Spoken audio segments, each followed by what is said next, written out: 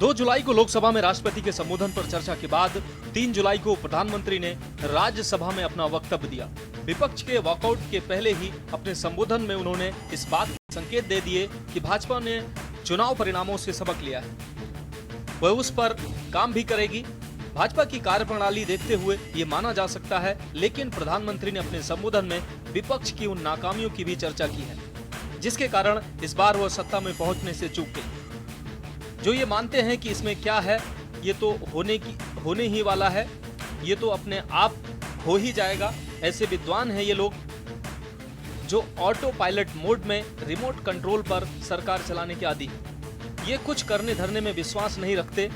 प्रधानमंत्री मोदी ने अपने संबोधन में कहा कि विपक्ष केवल इंतजार करना जानता है, वह प्रयास नहीं करता, जबकि हम परिश्रम करना जानते हैं। जानता हूं आदरणीय सभापति जी, यहां कुछ ऐसे विद्वान हैं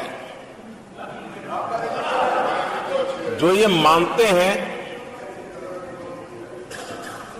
कि इसमें क्या है, ये तो होने ही वाला है, ये तो अपने आप तीसरे नंबर पे पहुंचने वाली है, ये तो अपने आप हो ही जाएगा। ऐसे विद्वान है। अब ये लोग ऐसे हैं जिन्होंने ऑटो पायलट मोड पर सरकार चलाने का या तो रिमोट पायलट पर सरकार चलाने का उनको आदी है, इसलिए वो कुछ करना धरने में विश्वास नहीं करते हैं। वो कुछ करने धरने में विश्वास नहीं करते, वो इंतजार करना जानते हैं। लेकिन हम परिश्रम में कोई कमी नहीं रखेंगे। पीएम मोदी ने दिल्ली की आम आदमी पार्टी और कांग्रेस के एजेंसियों के दुरुपयोग करने के आरोपों पर भी जमकर प्रहार किया। उन्होंने कहा कि शराब घोटाला करे आप, पानी घोटाला करे आप और आपकी शिकायत करे कांग्रेस, आपको कोर्ट में घसीट कर ले जाए कांग्रेस, और जब कार्रवाई हो तो गाली दे मोदी को। साथ ही मोदी ने कहा कि अब आपस में आप और कांग्रेस साथी बन गए हैं, हिम्मत है तो आप वाले कांग्रेस पार्टी से जवाब मांगे। कांग्रेस देश को बताए कि कांग्रेस ने प्रेस वार्ता करके आपके घोटालों के इतने सारे सबूत देश के सामने रखे थे, वो सबूत सच्चे थे या झूठे थे। यहां चर्चा के दौरान केंद्र की जांच एजेंसियों पर आरोप लगाए गए हैं। जांच एजेंसियों का ये सरकार दुरुपयोग कर रही है, ऐसा कहा गया है। आदरणीय सभापति जी, अब आप मुझे बताइए, भ्रष्टाचार करे आप, शराब घोटाला करे आप, बच्चों के क्लास के बनाने में घोटाला करे आप, पानी तक में घोटाला करे आप, आपकी शिकायत करे कांग्रेस, आपको कोर्ट में घसीट करके ले जाए कांग्रेस, और अब कार्रवाई हो तो गाली दे मोदी को। और अब आपस में जरा साथी बन गए हैं लोग, और हिम्मत है तो सदन में खड़े होकर के जवाब मांगो। कांग्रेस पार्टी से मैं आप पारों से कहता हूं, कांग्रेस भी बताएं कि आपने प्रेस कॉन्फ्रेंस करके आपके घोटालों के इतने सारे सबूत देश के सामने रखे थे। कांग्रेस ने प्रेस कॉन्फ्रेंस की थी, इन्हीं लोगों के खिलाफ की थी। अब ये बताएं कि ये जो उन्होंने सबूत प्रेस कॉन्फ्रेंस करके सारी फाइलें बताई थी, क्या वो सबूत सच्चे थे या झूठे थे? दोनों एक दूसरे को खोल करके रख देंगे। मणिपुर की विपक्ष की ओर से कल लोकसभा में पीएम मोदी के संबोधन के दौरान मणिपुर हिंसा पर बयान देने की मांग को लेकर लगातार हंगामा किया गया, लेकिन राज्यसभा में बुधवार को पीएम मोदी ने मणिपुर की स्थिति पर कहा कि मणिपुर में हालात सामान्य बनाने के लिए सरकार प्रयास में जुटी हुई है। पिछले कुछ समय से मणिपुर में हिंसा की घटनाओं में लगातार कमी आ रही है। उन्होंने कहा कि मणिपुर में भी सामान्य तरीके से स्कूल और कॉलेज खुल रहे हैं। देश के अन्य राज्यों में जिस तरह से परीक्षाओं का आयोजन कराया गया है, अरेस्ट हुए, वैसे ही मणिपुर में भी आयोजन हुआ। उन्होंने आगे कहा कि केंद्र सरकार सभी से बातचीत करके शांति बहाली और सौहार्दपूर्ण रास्ता बनाने की कोशिश में लगी हुई। राज्य के छोटे छोटे ग्रुपों से बात की जा रही, कम होती जा रही। मणिपुर की स्थिति सामान्य करने के लिए सरकार निरंतर प्रयासरत है। वहां जो कुछ भी घटनाएं घटी, 11,000 से ज्यादा एफआईआर की गई है। मणिपुर छोटा सा राज्य है, 11,000 एफआईआर की गई है। 500 से ज्यादा लोग अरेस्ट हुए हैं।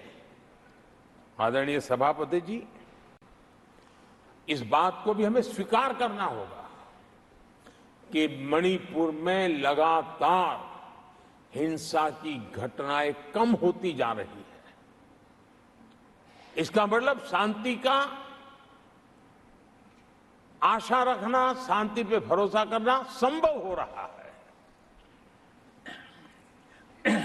आज मणिपुर के अधिकांश हिस्सों में आम दिनों की तरह स्कूल चल रहे हैं, कॉलेज चल रहे हैं, दफ्तर और दूसरे संस्थान खुले रहे हैं। आदरणीय सभापति जी, मणिपुर में भी जैसे देश के अन्य भागों में परीक्षाएं हुई, वहां भी परीक्षाएं हुई हैं और बच्चों का अपनी विकास यात्रा जारी रखी है।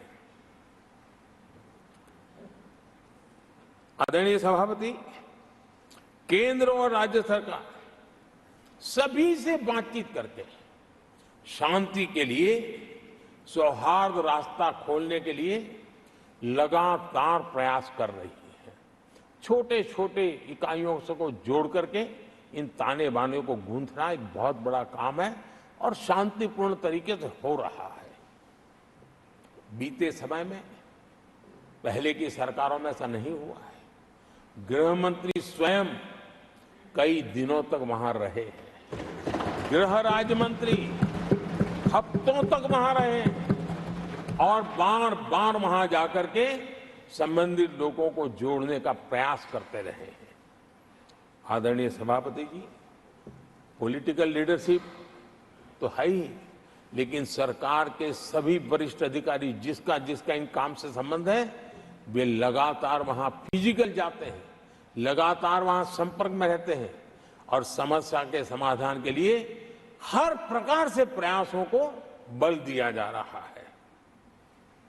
आदरणीय सभापति जी, इस समय मणिपुर में बाढ़ का भी संकट चल रहा है और केंद्र सरकार राज्य सरकार के साथ मिलकर के पूरा सहयोग कर रही है।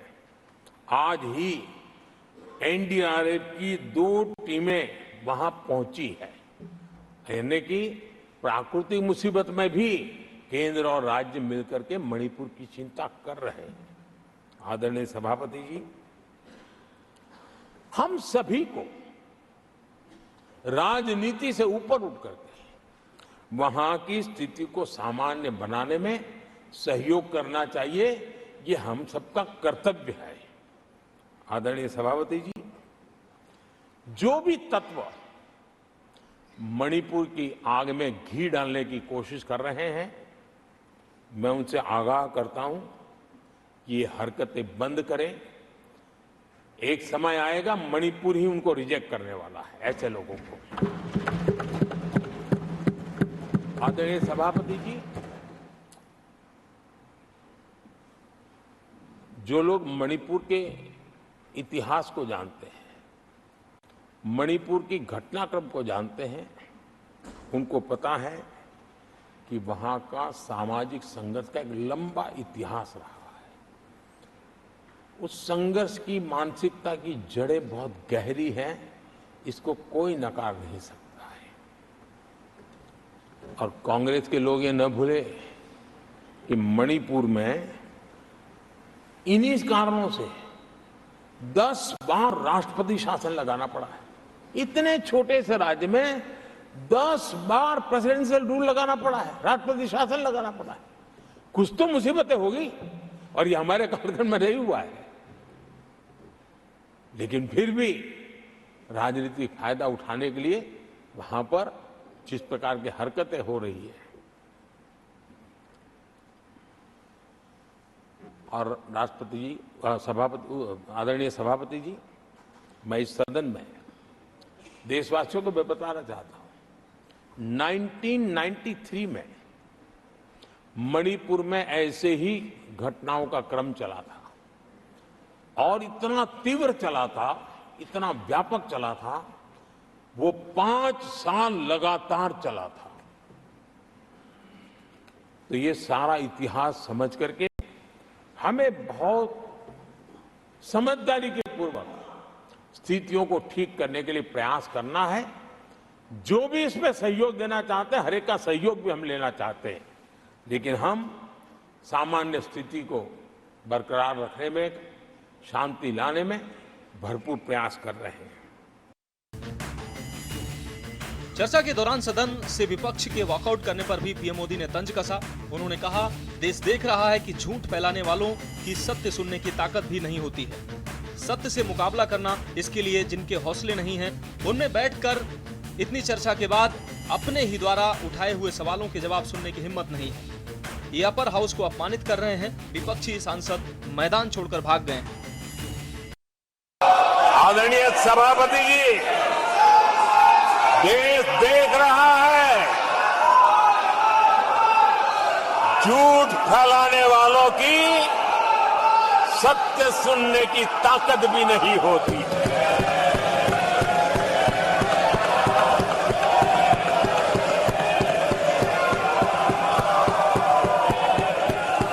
इनका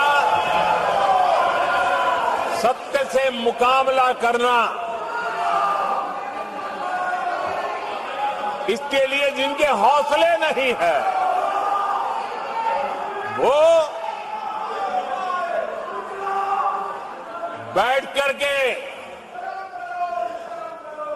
इतनी चर्चा के बाद उन्होंने उठाए हुए सवालों के जवाब भी सुनने की हिम्मत नहीं है।